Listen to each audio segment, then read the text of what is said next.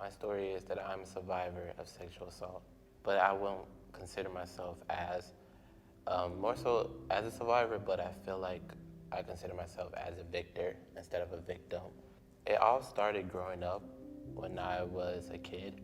I got molested when I was younger. I didn't tell anybody just because I felt like I just couldn't, believe that it happened to me. And I felt like if I were to just not let it bother me so much, because I didn't want it to feel real. And what I did was I suppressed it. I balled it up and I just went on with my day. By doing that, I felt like it created all different type of problems for me.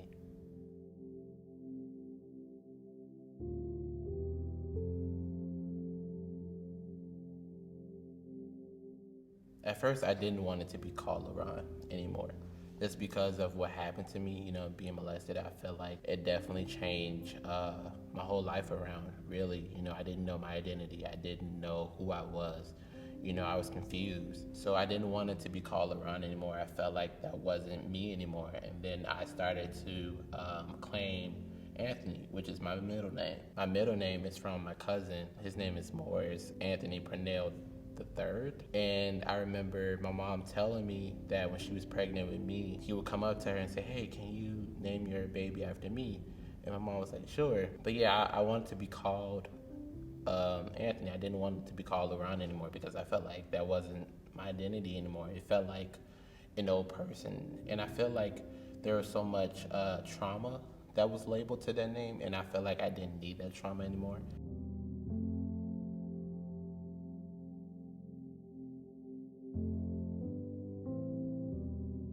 I was born and raised in a religious household. My late grandfather was a pastor, and my grandmother was a first lady. We're practically the first family, and being the first family of a church that was founded by my grandfather, for me, I felt like there was some difficulties because I felt like there was a lot of pressure, to be a certain way. But not just that, I feel like we had to put on this front, especially for me during the time I was suffering a lot. And I felt like I got tired of masking my pain. And I felt like it caused me to go through that imposter syndrome where I felt like I didn't know who I was. And I struggled with that. And not just that, I felt like not having a lot of male influence on me, and I felt like I didn't have enough male attention as well.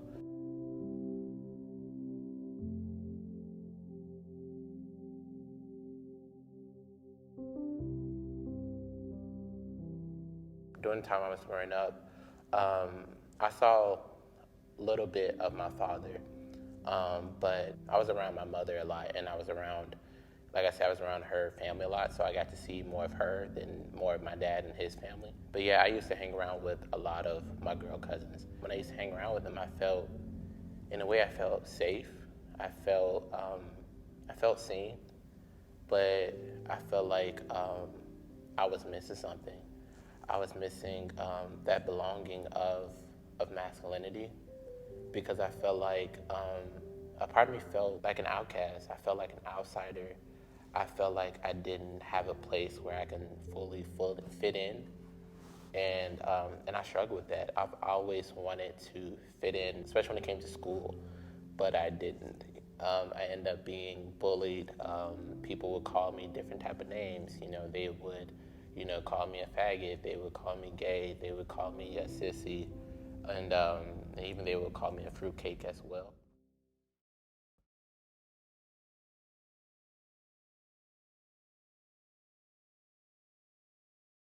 I feel like that was a hard time for me, like I said, because, being somebody that got molested by a male, I couldn't trust men because I feel like they made me uncomfortable, you know, um, because I felt like they're always the same, I felt like they were evil. To be honest, I felt like they were perpetrators. I definitely felt triggered a lot. I felt like a lot of um, different people kind of triggered me and caused me to get to that place where I used to be when I was a little kid, being traumatized, for being molested by a male, I feel like that caused me to not have enough confidence in myself, which I didn't. I suffered. You know, when I got molested, it felt like an out of body experience for me, because I felt like when that person did that to me, honestly, it felt like when they did it to me, it felt like it wasn't my body. I didn't feel like it was my body. I didn't feel like it was me. And I didn't know who I was. Um, and I suffered. And I've been suffering for a long time for not telling my truth. And this is my time where I tell my truth, because I don't want that person that did it to me, I don't want them to win, because I'm the winner. I'm the one that's winning because I'm still here. I'm still thriving. I'm still me. You know, they didn't break me. And I feel like, you know, I'm taking my power back from them, because I feel like I gave them so many years of giving them my power. And now I'm able to like fully take back my power. I'm taking control of my life. You know, I'm not allowing them to bother me anymore. I'm not allowing them to disrupt my peace or disrupt what they thought they took in from me. Because at the end of the day, I still have my power. I'm still strong. I feel like that person that did it to me, I felt like they don't have no control over me anymore. And I'm not giving them that power. In fact, to be honest, they don't even exist to me mentally, emotionally, physically, and spiritually. Like, I feel like I'm in control of my body. Yeah, I just feel like I'm at peace with the situation. You know, they don't bother me anymore, and they never will. It's just my time to tell my truth, and it's my time to take back what they thought they took away from me. And I think that that's important for me to just speak my truth, because I definitely want to inspire people who have been victims of sexual assault, you know, who have been molested, raped, and abused to take their power back, because they are winners.